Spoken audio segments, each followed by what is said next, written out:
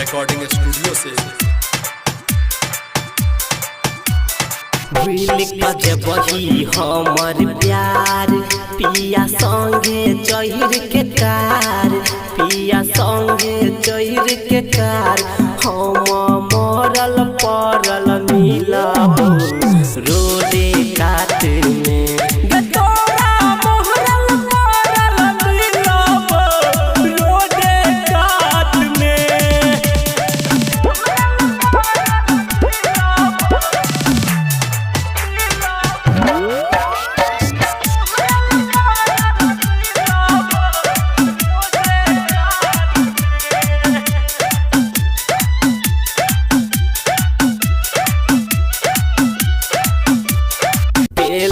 हमरा संग घाट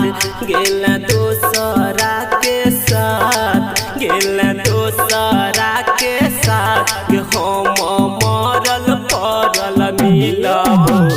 रोडे काट में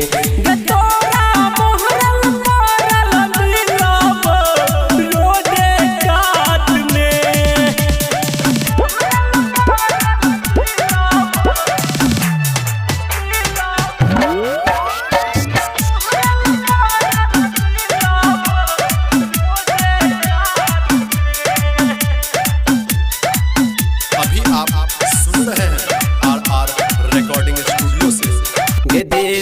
दिलवा में जखम छेल बेवफा सनम छेल बेवफा